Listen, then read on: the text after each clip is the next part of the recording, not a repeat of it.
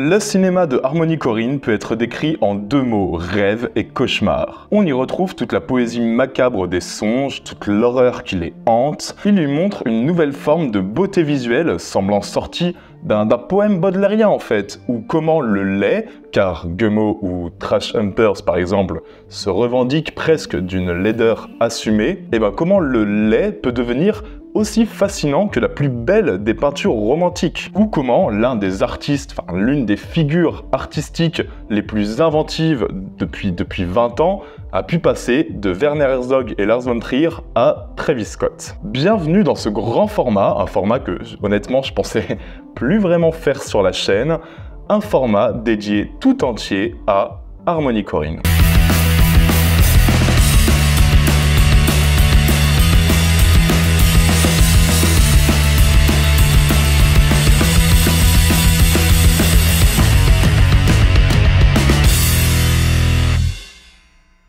C'est sans doute le format qui nécessite le plus de taf sur cette chaîne. J'ai déjà fait des portraits sur Tom Cruise, William Friedkin, David Lynch aussi, Ari Aster. Enfin voilà, j'en ai fait pas mal, fut un temps, et je pensais pas vraiment y revenir parce que c'est vrai que ça nécessite énormément de temps, mais en fait, ça fait quand même aussi pas mal de temps que j'avais envie de vous parler de Harmony Korine, qui est quand même pas loin d'être un de mes cinéastes favoris. Et ça a été un long travail, et je sais que c'est pas la vidéo qui fera le plus de vues, Harmony Korine c'est pas le plus bankable des réals, mais c'est aussi pour ça que je remercie beaucoup les tipeurs qui me permettent de faire ces vidéos un petit peu hors format qui ne vont pas forcément bien marcher, mais qui me permettent de faire des grosses vidéos comme ça et de m'y consacrer à temps plein. Vous savez qu'on a un petit Tipeee, vous savez que chaque don aide énormément. T'es vraiment un mendiant quoi. Ouais.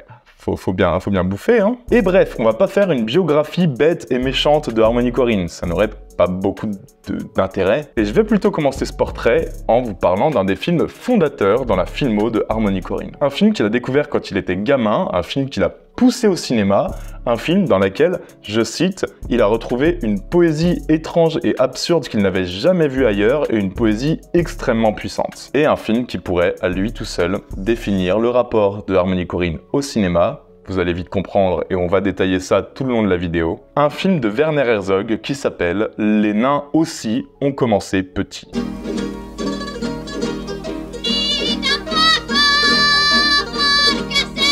Aucun doute que ce film a largement influencé Harmony Korine dans la construction de ses personnages, on va y revenir largement dans ce dossier. Mais en tout cas, petit aparté sur ce film de Werner Herzog, sorti en 1970, quand le cinéaste se décide de filmer l'anarchie dans un centre de redressement, où des personnages atteints de nanisme se révoltent et créent un bordel monstre, et où les personnages deviennent de plus en plus violents, sauvages et cruels, et on est sur des freaks totales, hein, mais alors clairement, je parle pas de freaks à cause de leur handicap, ça n'a rien à voir, je parle de freaks à cause de leur comportement, parce que rien n'a de sens dans le comportement des personnages filmés par Werner Herzog. Et en fait, Herzog filme juste une révolution dans ce qu'elle a de plus insensé et violente, et où tout devient assez rapidement absurde et surtout profondément sadique, parce que la révolte de ces nains va passer par des scènes qui sont quand même extrêmement dérangeantes, sans aucun artifice, des scènes qui créent une poésie morbide qui pourrait nous amener directement à un film comme Trash Humpers,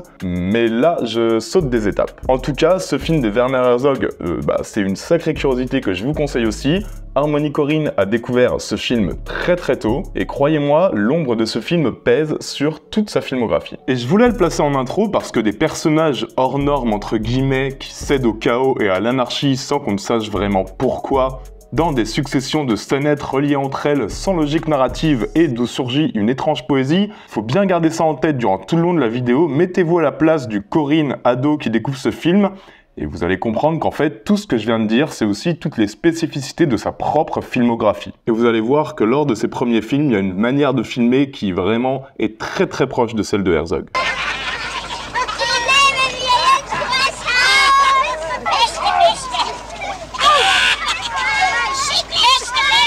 Avant de devenir cinéaste et scénariste, Harmony Korine, c'est un cliché. C'est un adolescent qui fait du skate, qui est un peu rebelle, qui est obsédé par les filles et par les soirées, et donc un petit peu par le cinéma depuis sa découverte de Werner Herzog, donc, mais aussi depuis sa découverte de Jean-Luc Godard ou de John Cassavetes. Avec sa petite caméra, il fait quelques courts-métrages plutôt étrange, jugé plus tôt. Forever, dancing and dancing till it raises up to the sky. Mais clairement, son truc à lui, c'est le skate. Et c'est en faisant du skate qu'il va tomber sur un jeune photographe qui s'appelle Larry Clark, avec qui il va discuter, et Larry Clark va lui proposer d'écrire un scénario sur des jeunes skateurs, des adolescents qui vivent une vie un petit peu décousue, rythmée par la drogue et le sexe en plein Manhattan, et en pleine crise du sida.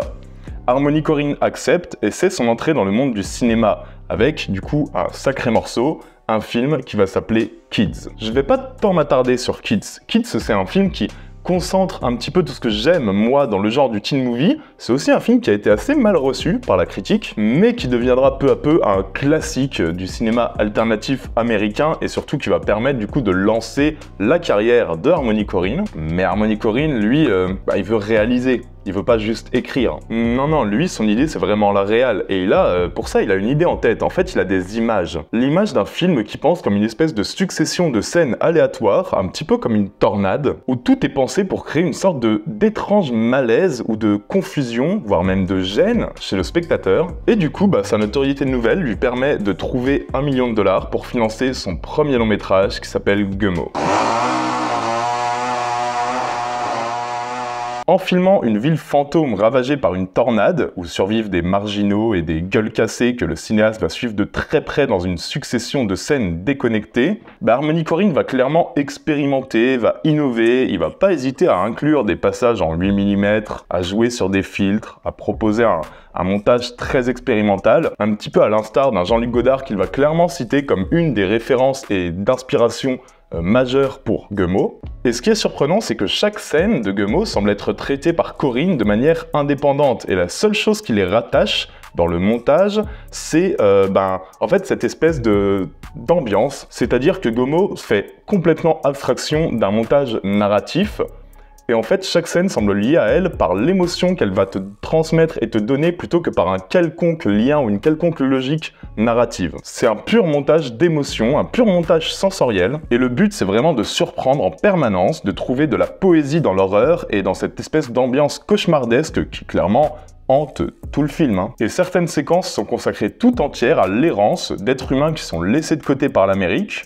D'autres séquences vont clairement aller dans le surréalisme et vont nous plonger dans un espèce de conte horrifique assez trash, quand même assez dérangeant, avec une violence qui est assez crue. Le but, c'est clairement d'avoir un spectateur qui est toujours pris à dépourvu, puisque sans changer le dispositif, on passe d'une scène extrêmement violente à une scène qui va nous émouvoir sans trop que l'on sache pourquoi, sans trop qu'on sache d'où vient cette différence, puisque l'image, elle reste brute, elle reste crue, mais juste leur placement dans le montage, la succession d'images et la manière dont elles sont agencées va nous plonger dans une sorte d'hypnose étrange, d'où va naître une réelle empathie pour ces personnages. Des personnages très étranges, des personnages qui font des choses qu'on accepterait absolument pas dans la vraie vie, notamment si vous aimez les chats, attention avec Gummo, et des personnages qu'il va sortir peu à peu d'un contexte très réaliste pour les amener peu à peu vers du surréalisme et de l'abstrait, en tirant une espèce de poésie morbide et décalée qui, dans un sens, va aussi rythmer toute la filmo de Korine. Je veux dire, un contexte réaliste qui va peu à peu tendre vers la poésie et vers l'absurde.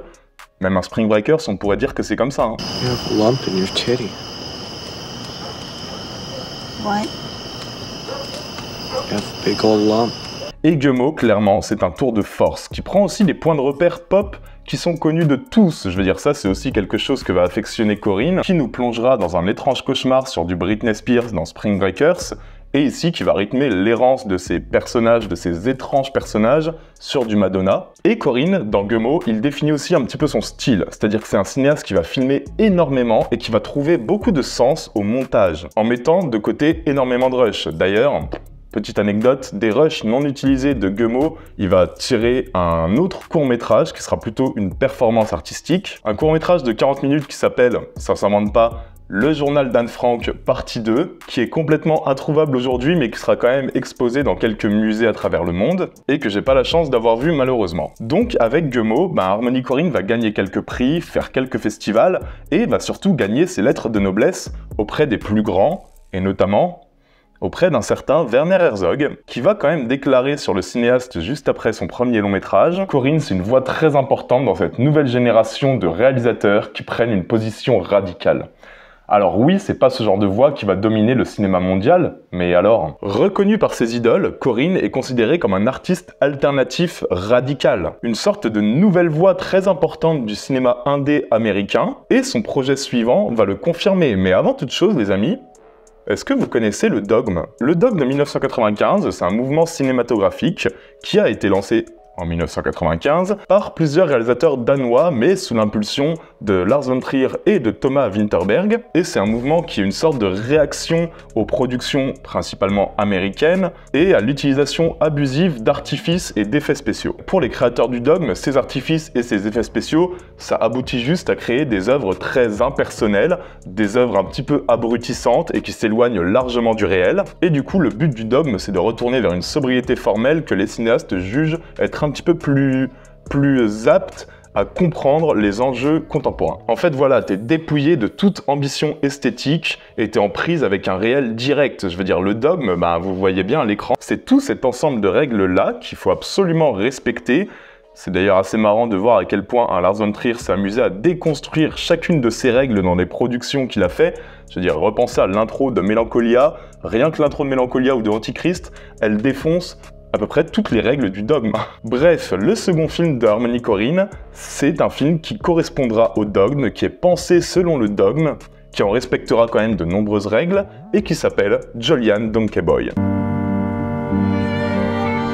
On va suivre un freaks, encore une fois, cette fois un schizophrène à la vie un peu lamentable, dont seule la sœur interprétée par Chloé Sevigny lui donne une raison d'exister, et ça c'est clairement pas le cas de son père, qui est interprété par Werner Herzog, qui décidément est un fil rouge dans la carrière de Korine, au point où dites-vous qu'à la base, c'était Harmony Korine qui devait jouer le rôle principal, et donc qui devait jouer le fils de Werner Herzog. Il y avait vraiment une vraie symbolique dans tout ça, même s'il a abandonné l'idée en découvrant du coup le génial Ewen Bremner, qui joue donc le rôle principal. Bref, Jolly Ann Donkey Boy, c'est à mes yeux le meilleur film du réalisateur, et c'est l'un des grands monuments du cinéma américain. On y retrouve, évidemment, c'est propre à Korine, ce regard qui est posé sans mépris ni complaisance malsaine sur les personnages, un procédé auquel Korine va rester fidèle durant toute sa filmographie, parce que oui, Korine ne juge pas ses personnages, il ne juge pas son schizophrène au quotidien misérable et crasseux, il ne juge pas ses adolescentes à la vie vide de sens dans Spring Breakers. En fait, il ne se permet pas de porter de jugement,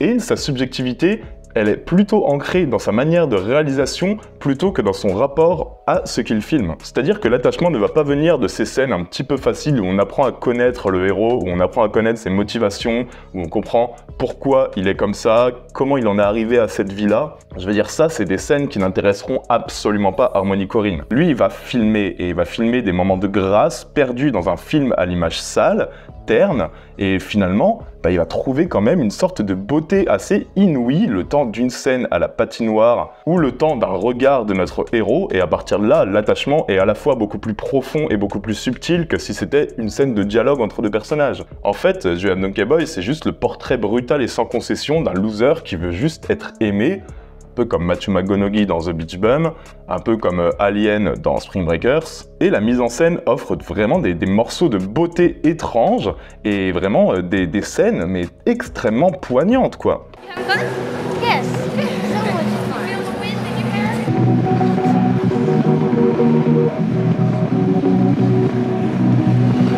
Et j'ai précisé quelque chose qui sera une des clés de compréhension de Jolly Ann Donkey Boy et même de la filmo de Korine.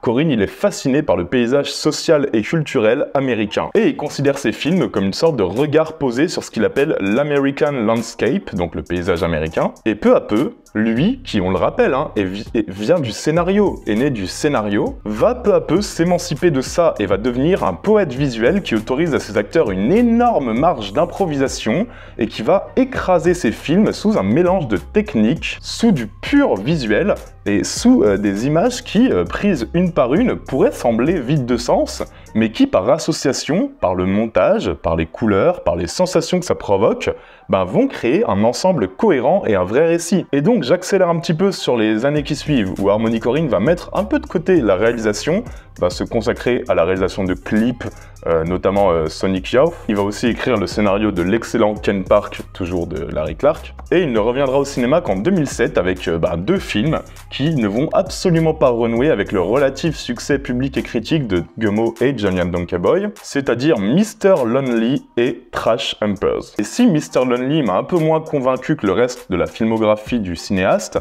je trouve que ça n'en demeure pas moins un film à voir, un film dans lequel le temps n'existe plus, où se croisent Marilyn Monroe, Michael Jackson, le petit chaperon rouge, tout ça joué par des noms d'exception, notamment Werner Herzog, mais aussi Denis Lavant ou Léos Carax, dans des scènes qui sont quand même d'une sacrée ingéniosité et qui ne ressemblent à aucun autre, et où on retrouve quand même un petit peu par touche cette poésie absurde propre à Corinne, mais j'ai pas retrouvé la même violente expérimentation. J'ai l'impression qu'on est sur un film mineur qui, paradoxalement, est quand même le film qui a coûté le plus cher de Harmony Korine. Encore aujourd'hui, le film a coûté plus de 8 millions, il s'est fait défoncer par la critique et il a ramené à peine 400 000 $. Bon, vous comprenez bien que c'est compliqué, et que Harmony Korine, pour avoir un budget de 8 millions, il va pouvoir se brosser pendant longtemps.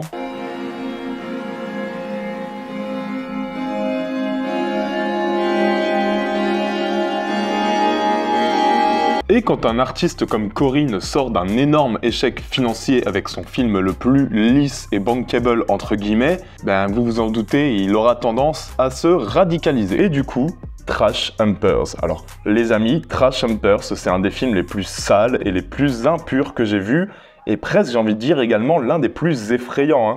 Sans aucun spoiler, il y a quand même plusieurs scènes qui me sont restées dans la tête.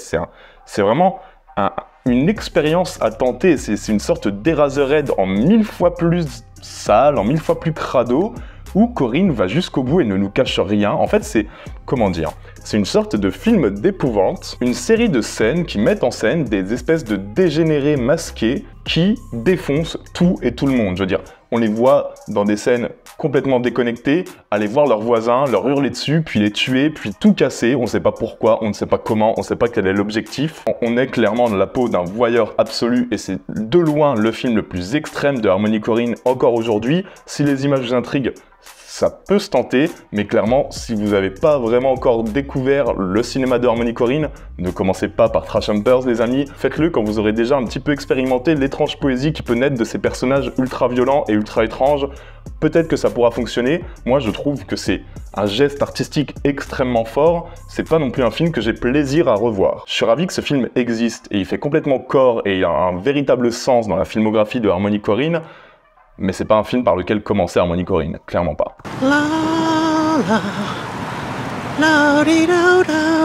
En 2012, vous le savez, là par contre je pense que tout le monde est au courant, Harmony Korine se lance dans la réalisation de Spring Breakers, qui est un film ultra générationnel mixant du Skrillex et du Britney Spears sur des images très très stylisées, avec Selena Gomez et Vanessa Hudgens devant la caméra. Et du coup, on peut se dire que le projet est en total décalage avec la filmographie de son auteur.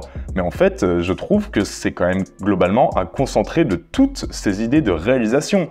Vous voyez bien, là ça fait depuis le début que je parle des précédents films de Korine, à chaque fois il y a des situations que je peux mettre en lien avec Spring Breakers. Si l'image est plus léchée et évidemment à 1000 lieues de Trash Humper, en même temps ici il filme un monde qui est complètement dans l'apparence, c'est vraiment le monde le plus superficiel possible. Et on y retrouve ce montage par association plutôt que par logique narrative, on y retrouve cette voix off murmurée ultra poétique qu'il place dans ses films, on retrouve cette espèce de petit côté provoque dans cette introduction où il te donne en 5 minutes ce que tu veux voir pour finalement ensuite te prendre complètement à contre-pied. Et s'il présente des personnages insouciants, extrémistes et presque maladifs, pas si éloignés que ça de la caractérisation des personnages de Jolly and Donkey Boy, il les filme à hauteur de visage, il colle au corps de ces personnages, et sa réalisation montre pour cette jeunesse la même passion que pour les tueurs de chat de Gummo ou pour Jolyan. Et la voix off est presque une caricature d'une autre inspiration évidente de Harmony Korine, aussi inspiration assumée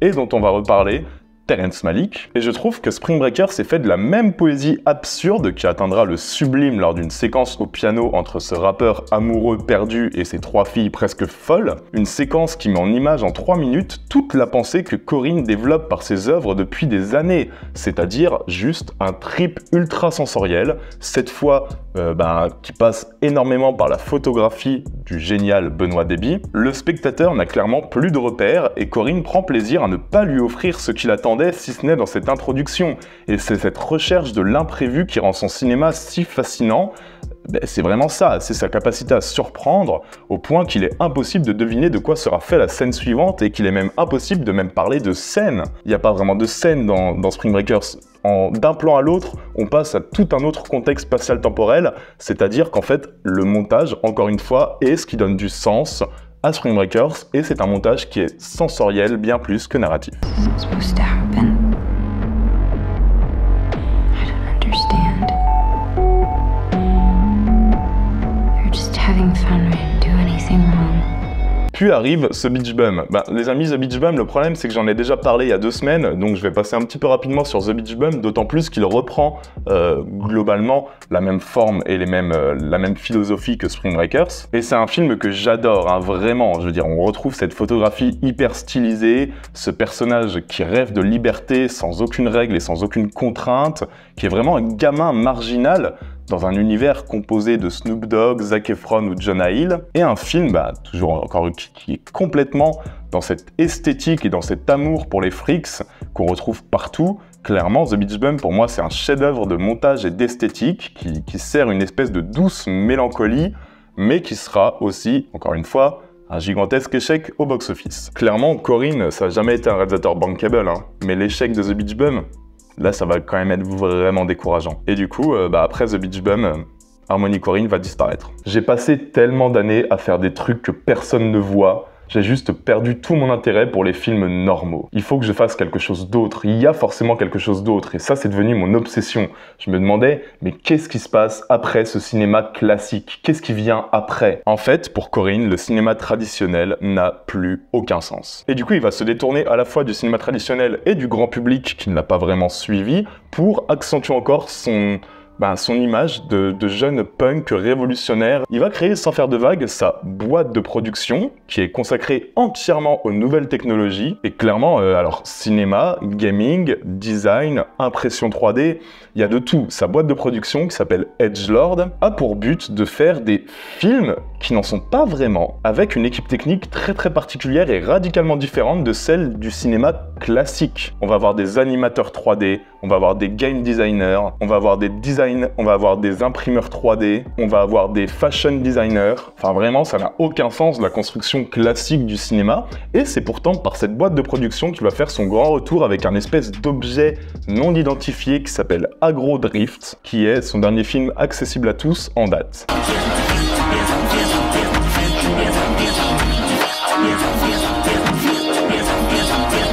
Ah non, pardon, ça c'est juste Harmony Korine qui fait un gros set techno d'1 heure pour Boiler Room avec un masque chelou pour promouvoir son film, normal. Bon, donc, Agrodrift.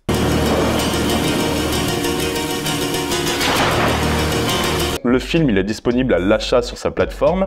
Il est filmé entièrement en caméra infrarouge et il nous plonge dans un Miami psychédélique dans la peau du meilleur tueur à gages du monde à la poursuite de sa proie. Et alors l'intérêt de Agrodrift, c'est évidemment l'expérimentation certes, mais surtout ce visuel fou, mais aussi le monde halluciné et tordu que Korine met en place. C'est un gros délire de film d'action expérimental chaotique et psyché qui emprunte énormément effectivement aux jeux vidéo dans sa construction et dans son visuel. Et bizarrement, même si les images ne le laissent pas penser, c'est un film qui est loin d'être le plus inaccessible de Harmony Korine, hein, je veux dire.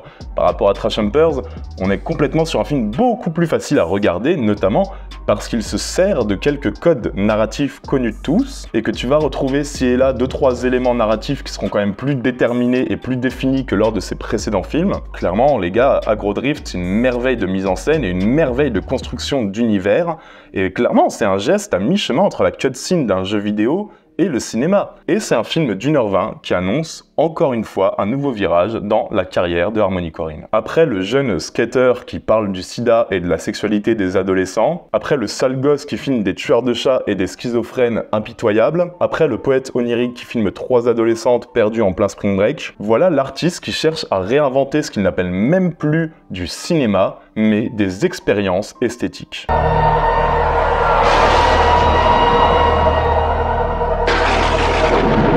He has it all but lost himself on the journey.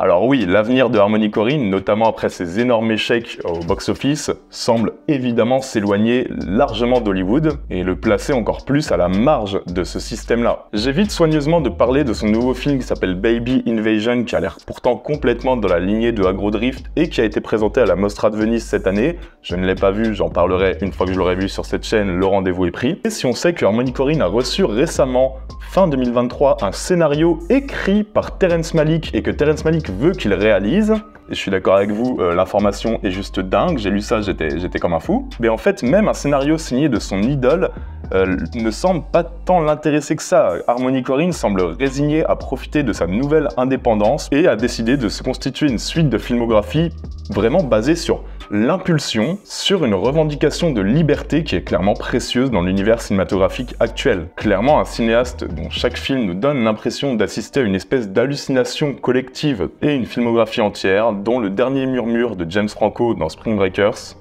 pourrait bien être la meilleure définition. Seems like a dream.